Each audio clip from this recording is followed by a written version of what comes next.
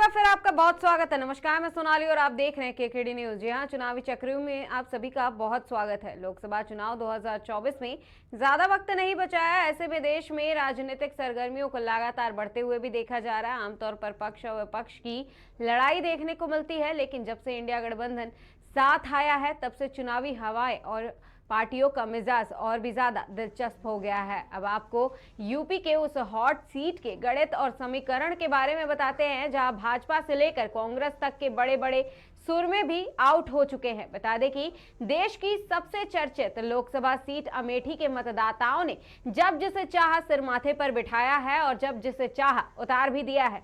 कांग्रेस का गढ़ कही जाती रही अमेठी की पिच पर राजनीति के बड़े बड़े सुरमा आउट हो चुके हैं। जहां संजय गांधी हो या मेनका गांधी, काशीराम हो या शरद यादव, इसके साथ ही संजय सिंह, ये सभी दिग्गज अमेठी में पराजय का स्वाद भी चख चुके हैं। यही नहीं, कुमार विश्वास, राहुल गांधी, स्मृति ईरानी, ये सभी दिग्गज भी अमेठी में पराजय का स्वाद चख चुके हैं। और यही कारण है कि अमेठी सीट हमेशा इतने चर्चा में रहती है और हर उम्मीदवार अमेठी सीट को जीतने की जद्दोजहद में लगा रहता है। सबसे बड़ा सवाल यह है कि इतनी बात हार का स्वाद चखने के बाद भी इस बार कौन जीत हासिल करेगा?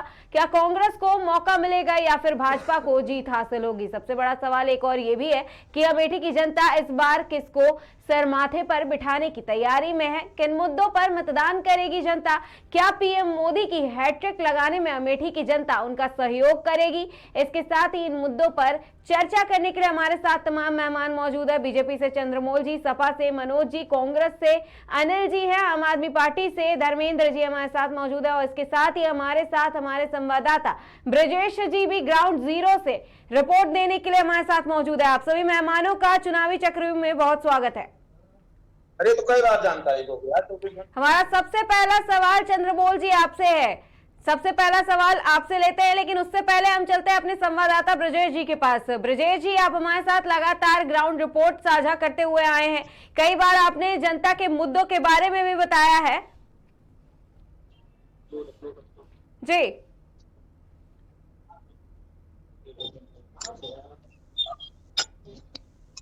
ब्रजेश जी, आपको हमारी आवाज आ रही है?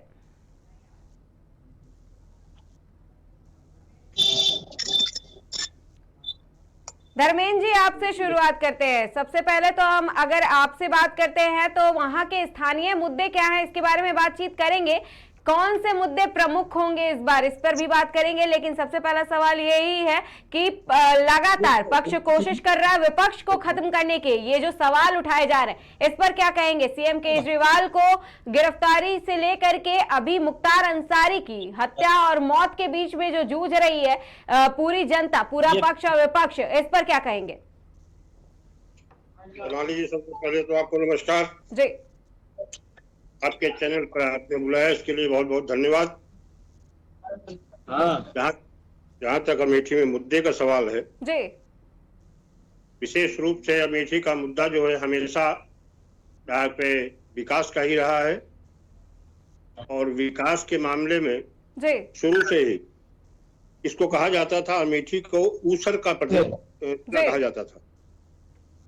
और ये कहावत थी यहाँ पे, अगर अमेठी में न होता ऊसर, अमेठी का राजा होता दैव का दूसर। ऐसी स्थिति में अमेठी को कांग्रेस ने इतना ज्यादा विकसित किया है कि यहाँ के किसानों पर्याप्त अन्न नहीं उपजा सकता था। उसकी व्यवस्था कांग्रेस के यहाँ पे जो सांसद हुआ करते थे या प्रधानमंत्री जी हुआ करते थे, उन लोगों की व्यवस्था के अनुसार यहाँ पे किसानों को जो उन्नति मिली है वो अद्वितीय थी, अकल्पनीय थी। और आज भी जो भी यहाँ पे विकास के कार्य होंगे उसी पर विशेष मुद्दा होगा। विशेष रूप से किसानों के जो आवारा पशुओं के द्वारा यहाँ पे फसलें सुरक्षित नहीं हो रही हैं, में कहा जाता है कि हमारे देश में गरीबी समाप्त हो रही है। और लेकिन हम तो ये भी सुनते आ रहे हैं चैनलों के माध्यम से, राष्ट्रीय चैनलों के माध्यम से भी और सत्तारूढ़ पार्टी के प्रवक्ता महोदयों से भी, कि हमारे यहाँ 80 करोड़ लोगों को राशन फ्री में दिया जा रहा है। 80 करोड़ लोग अगर फ्री में राशन ले रहे हैं तो क्या 80 करोड़ लोग आज भी गरीब हैं देश में? और यदि 80 करोड़ लोग देश में गरीब हैं तो विकास कहाँ है? ये बड़ा सवाल है चंद्रमौल जी जवाब दीजिएगा कि 80 करोड़ जनता को अगर राशन दिया जा रहा है तो वो गरीब कैसे हैं? बाकी की बेरोजगारी की समस्या अगर दूर करने का काम किया गया तो बेरोजगारी आखिर इतनी है क्यों कि 80 करोड़ जनता को राशन देना पड़ रहा है? जैसा कि आपने देखा होगा, कोरोना काल में बहुत से लोगों के रोजगार धंधे बंद हो गए थे। जो हमारा नीचे का तबका था, मजदूरी करके अपना जो है काम करता था या नीचे लेवल पे थे, उनके लिए ये योजना लगाई गई थी और गरीबी से तो हमने उबारा है बहुतों को। और आज जो देश में लॉकडाउन के कारण सबके रोजगार छिन गए थे, इसलिए उनको जो है राशन देने का काम हुआ कि, और मोदी जी की गारंटी है कि कोई भी गरीब भूखा नहीं सोएगा। और अब काफी लोग जो समृद्ध भी हो चुके हैं। ये काफी लोग जो समृद्ध हो चुके हैं वो आज दिखते नहीं है। अनिल जी आप जवाब दीजिएगा कि काफी लोग समृद्ध हो चुके हैं, बेरोजगारी की समस्या से भी निकालने की कोशिश की गई है और रोजगार देने की पूरी तरीके से कोशिश की गई है। इसके साथ ही राशन देने का काम भी बखूबी किया गया है। देखिए, जो लोग नहीं दिखते हैं वो मोदी जी के मित्र हैं, अडानी, अंबानी, नीरो, ये सब लोग हैं। बाकी ऐसा नहीं है। अमेठी जो है, अमेठी का मेन मुद्दा जो है वो तानाशाही और लोकतंत्र की हत्या है। हम इनसे चंदौली भाई से पूछना चाहेंगे कि स्मृति ईरानी जी का ये अभी आज से लेकर, आज भी मौजूद है अमेठी में, वो आज से लेकर पिछले 5 दौरों का वो बताए कि जिसमें कोई क्षेत्र का सम्मानित आदमी, कोई भारतीय जनता पार्टी का पदाधिकारी के अतिरिक्त जो उनके साथ घूमते हैं, बजारिया दुराचारी, हिस्ट्री सीटर, स्मृति ईरानी क्या करना चाहती है? आज देश पूरा लोकतंत्र की हत्या में जुटा है भारतीय जनता पार्टी। एक मुख्यमंत्री आपका बताइए जेल की सलाखों में है। और चंदौली भाई, अमेठी तो राजनीति की बेतरनी है और स्मृति ईरानी को अमेठी ने तो इतना बढ़ा दिया कि इतिहास के पन्ने स्वर्ण अक्षरों में नाम लिखा जाएगा। लेकिन स्मृति ईरानी देश के केंद्र सरकार की सबसे असफल मंत्री रही, उन्होंने कोई काम नहीं किया है। नहीं, जिन 3 मंत्रालयों की मंत्री रही है, आप एक काम बताएं कि स्मृति ईरानी ने ये काम किया। आदरणीय अनिल जी, आप डायरी और पेन जवाब दीजिए और आप नोट करिए। ये गांधी परिवार यहाँ से जो कि प्रधानमंत्री भी हुए हैं और किसी क्षेत्र से सांसद थे जी, लेकिन दुर्भाग्य है जिस अमेठी को परिवार बताए गांधी परिवार, उसी परिवार में भगवान न करे घर में किसी का स्वास्थ्य खराब जाए, लेकिन स्वास्थ्य खराब जाए तो एक भी अस्पताल की व्यवस्था नहीं कर पाए और एक भी मेडिकल कॉलेज नहीं खोल पाए। जबकि 2004 से 9 तक में भी 14 तक भी जो भी उत्तर प्रदेश में सरकारें रही, इनके सहयोग से रही। क्या एक मेडिकल कॉलेज खोल पाए? नहीं खोल पाए। किसने खुलवाया? मोदी, योगी। और जब यहाँ से पे स्मृति ईरानी जी आई तब खुलवाई। यहाँ पे किसान रहते हैं, एक गोली के लिए अभी आपको मौका देते हैं, पहले जवाब सुन लेते हैं। बहुत ताकतवर परिवार था। यहाँ के किसानों के लिए खाद की रैक नहीं लगा पाए। किसने कराया? स्मृति दीदी जब यहाँ पर आई, मोदी जी के सहयोग से, योगी जी के सहयोग से कराया। खैर तब हमारी सरकार नहीं थी प्रदेश में। 2015 में ही खाद की रैक हमने लगवा दिया था। महज 24 घंटे में आई थी दौरे पर। लोगों ने शिकायत किया किसानों ने दीदी से कि हमको जो है खाद की बड़ी समस्या होती है। तब उन्होंने जब पता किया, संजीव बालियान जी साथ में आए थे, उस समय केंद्रीय कृषि राज्य मंत्री हुआ करते थे, उन्होंने 24 घंटे के अंदर में खाद की रैक अमेठी में लगवाने का काम किया। तो दीदी जी ने किया। 14 के महीने में इसमें काम नहीं कीजिएगा। अगर इतना ही किया गया किसानों के लिए तो किसान आज भी परेशान क्यों है? आज भी तो सवाल ही उठा रहे हैं। और आगे चलिए, सुनिए, सुनते जाइए। यहाँ पे किसान अपनी खेती वैज्ञानिकता के आधार पर कर सके। कृषि विज्ञान केंद्र किसने बनवाया? बताओ अनिल जी, किसने बनवाया? जबकि गांधी परिवार इतना ताकतवर चाहता तो कई खुल जाते। अनिल जी जवाब दीजिएगा, लगातार सवाल पूछे जा रहे हैं। केंद्र बनाने का काम दीदी स्मृति ईरानी जी ने मोदी और योगी जी के आशीर्वाद से अमेठी में, कठौरा में बना है। भैया किसानों सलाह दे रहे हैं, वैज्ञानिकता के आधार पर खेती हो रही है, किसानों की आय बढ़ रही है। और आपने देखा होगा AK 203 का जो है प्रधानमंत्री जी ने 2019 में किया, और कन्या महाविद्यालय की स्थापना, रामा सेंटर की स्थापना, ऑक्सीजन जनरेशन प्लांट की स्थापना, और लोकसभा के सभी रेलवे स्टेशन, झीरसीड, आप यही अमेठी से निवास कर गौरीगंज में जो है निवास करते हैं, बगल में, आप जब आते होंगे तो आप देखे होंगे गौरीगंज का रेलवे स्टेशन पहले कैसे था, अब कैसे है, परिवर्तन है कि नहीं है। चंद्रमोहन जी, अनिल जी बहुत देर से जवाब देने की कोशिश कर रहे हैं। 2013 आज जो है चमचमा ये आपके साथ मतलब नहीं है। मैंने सुन लीजिए, लोकसभा का सभी रेलवे स्टेशन, चाहे घर वाला कोठो, अमेठी, गौरीगंज वाला या वो चंद्रमोहन जी, अनिल जी को जवाब दे लेने दीजिए। बने कि नहीं बने? रानी क्षेत्र में आप लोग कभी कर पाए क्या? नहीं कर पाए। भैया दूसरे के काम को अपना बताना है।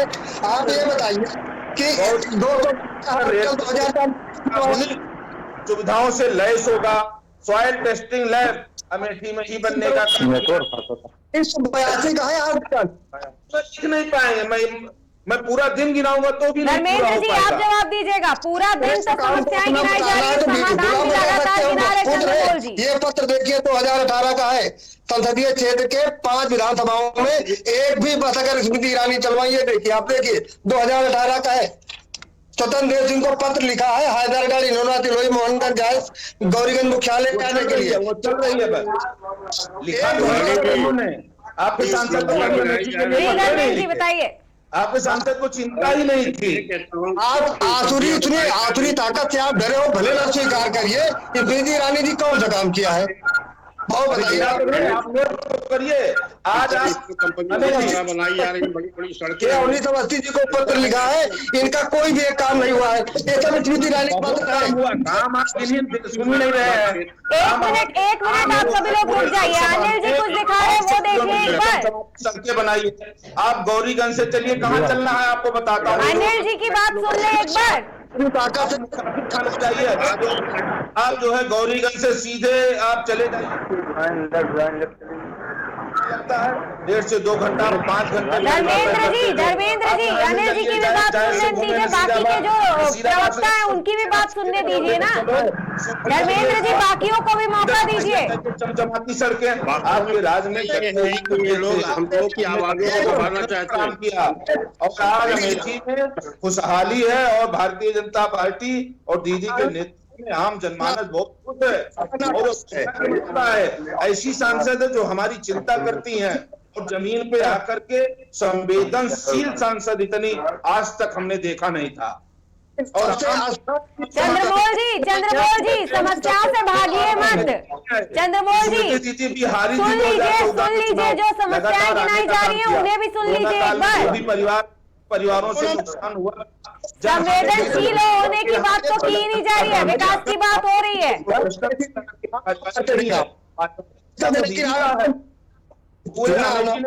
सबको गले लगाया, सबको मास्क पहुंचाया, सैनिटाइजर पहुंचाया, और ऑक्सीजन जनरेशन प्लांट की व्यवस्था की। सब हम लोग बजे सेवा करो। दिखी नहीं संसदीय क्षेत्र में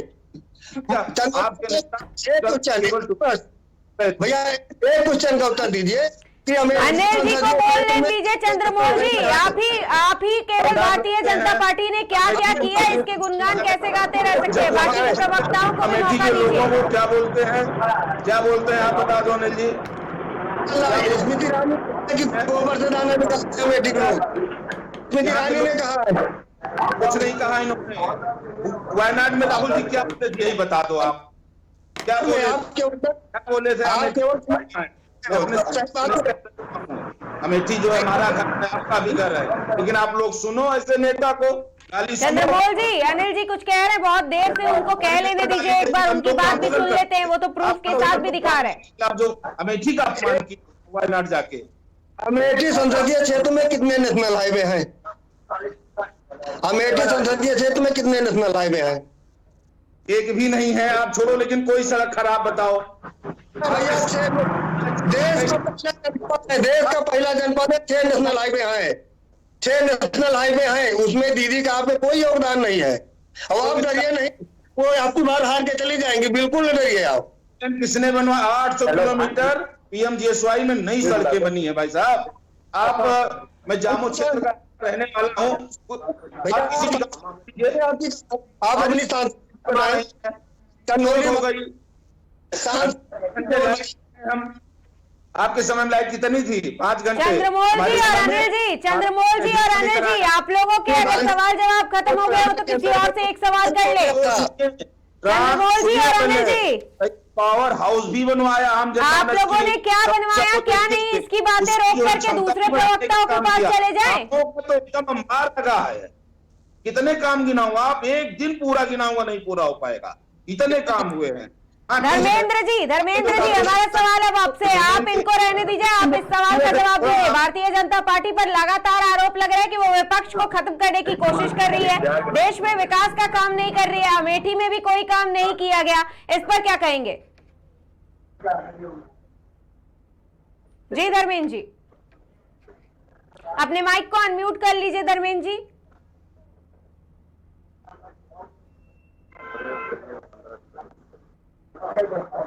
धर्मेंद्र जी, अपने माइक को अनम्यूट कर लीजिए।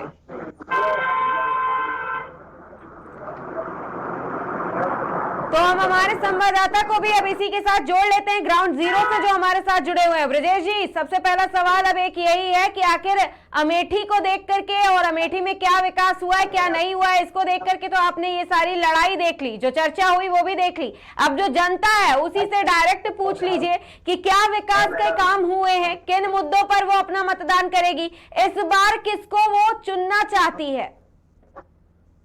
जी सोनाली जी, जी जहाँ तक सवाल है विकास का, तो ये विकास तो अमेठी की जनता ही बता सकती है। हमारे साथ कुछ लोग ग्राउंड पे खड़े भी हैं। हम आपको बता दें कि चुनावी बिगुल बज चुका है। 20 मई को अमेठी में भी चुनाव होना निश्चित हुआ है और यहाँ पर अगर स्थिति देखी जाए तो भारतीय जनता पार्टी ने अपना प्रत्याशी घोषित कर दिया है। फिर से उन्होंने स्मृति ईरानी पे भरोसा जताया है। वहीं अगर दूसरी तरफ देखी जाए तो अन्य पार्टियों ने अभी तक अपना पत्ता नहीं खोला है, किसी को अपना प्रत्याशी घोषित नहीं किया है। बात रही अगर विकास की मुद्दे की, तो यहाँ की जनता ही बता सकती है। आइए हम बात करते हैं। भाई साहब क्या नाम है? इधर आ जाइए, क्या नाम है?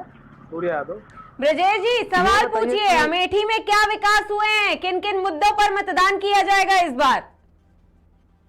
इस बार लोकसभा चुनाव में किस मुद्दे पे आप लोग वोट देने जाएंगे? मुद्दा बिल्कुल साफ है, विकास के मुद्दे पे।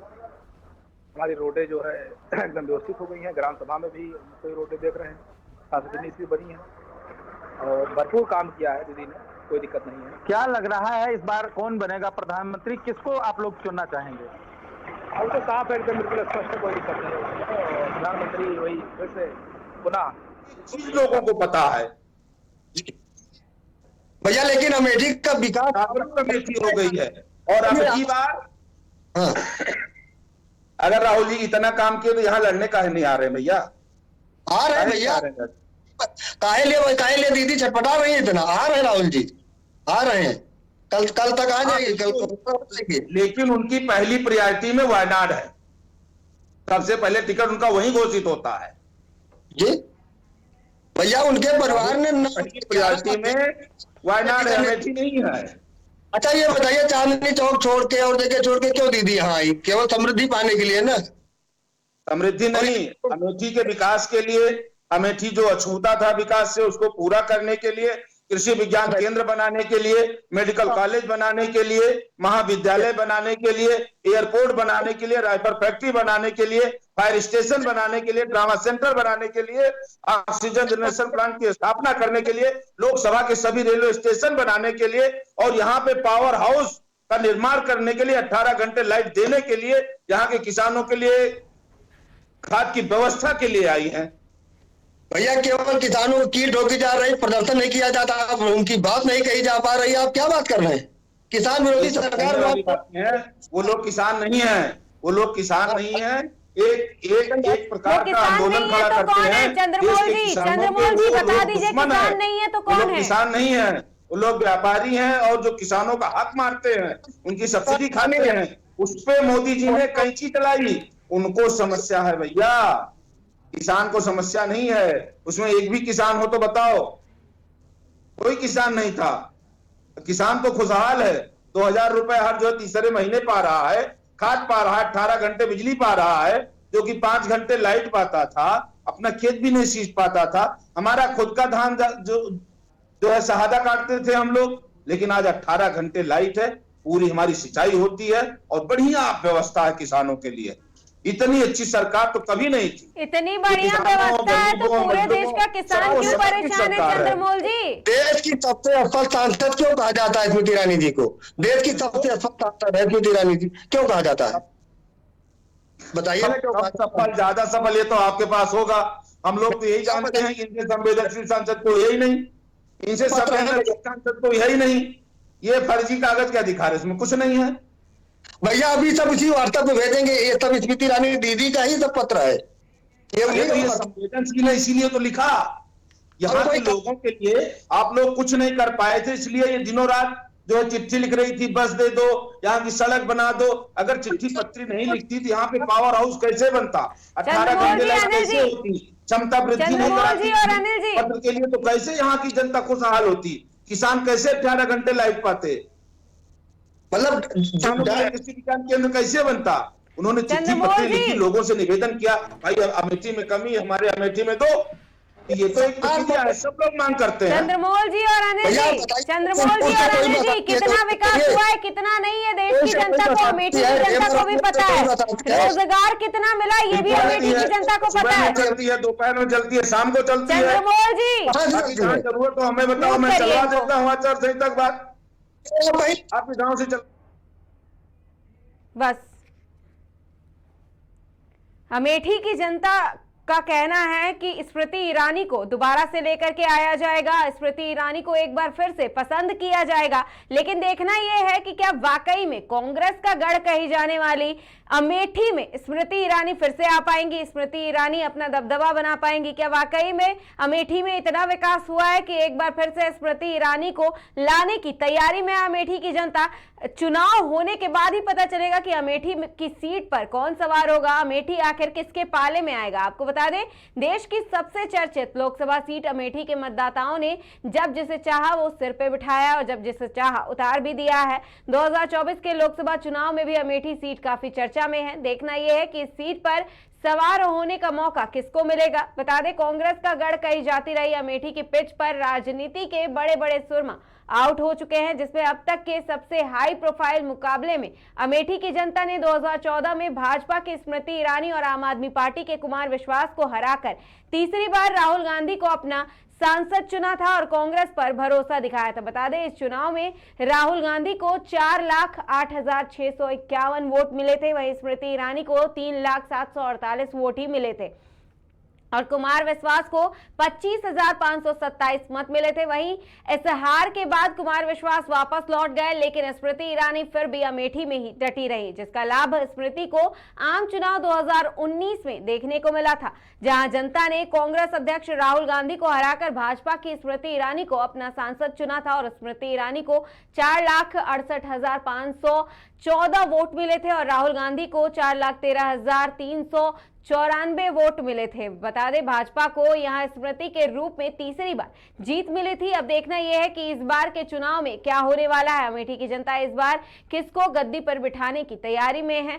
चुनाव के हर मुद्दे पर रहेगी हमारी खास नजर। तब तक के लिए देखते रहिए केकेडी न्यूज। फिलहाल के लिए नमस्कार।